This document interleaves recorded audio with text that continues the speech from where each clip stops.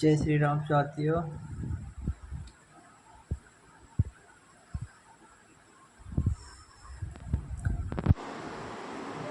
आजकल औरंगजेब को लेकर कुछ विवाद चल रहा है। कुछ जगह इसको लेकर हिंसक प्रदर्शन भी हो रहे हैं। आप जानते हो इस विवाद का असली कारण कौन है? कुछ लोगों का मानना है इसके लिए बीएचपी मतलब विश्व हिंदू परिषद या बीजेपी भारतीय जनता पार्टी जिम्मेदार है, लेकिन मेरा मानना है कि इस विवाद का असली जिम्मेदार हमारी पूर्व की कांग्रेस सरकार है।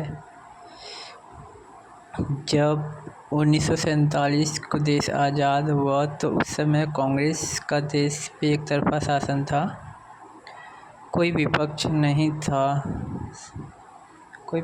था सामने।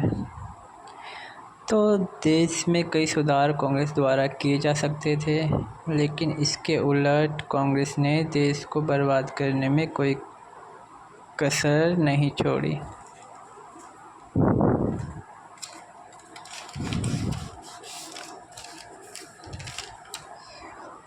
आप देश को हिंदू राष्ट्र घोषित कर सकते थे, आपने नहीं किया।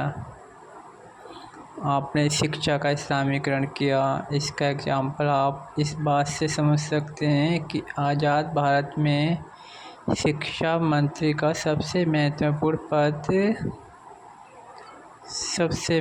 पद आपने मुस्लिम को दे दिया, जिन्होंने बाद में शिक्षा का खूब अच्छे से इस्लामीकरण किया, जिसमें मुग़लों का महिमा मंडल अच्छे से किया गया। चाहे बाबर हो, हुमायूं हो, अकबर हो, जहांगीर हो, शाहजहां हो, औरंगजेब हो, जिन्होंने सन 1526 से लेकर सन 1707 तक देश पे शासन किया, इनको महान शासक की उपाधि हमारी किताबों में हमारे शिक्षा मंत्री द्वारा दी गई। लेकिन इन राजाओं के कुकृत्यों को हम लोगों से छिपाया गया।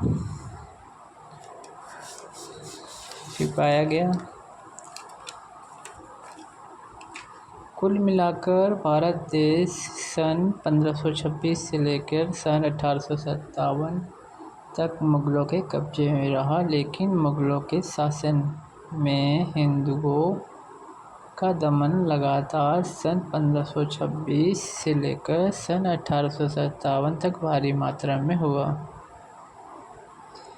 भारी मात्रा में हिंदुओं को तलवार के जोर पे इस्लाम कबूल करने पे मजबूर किया गया।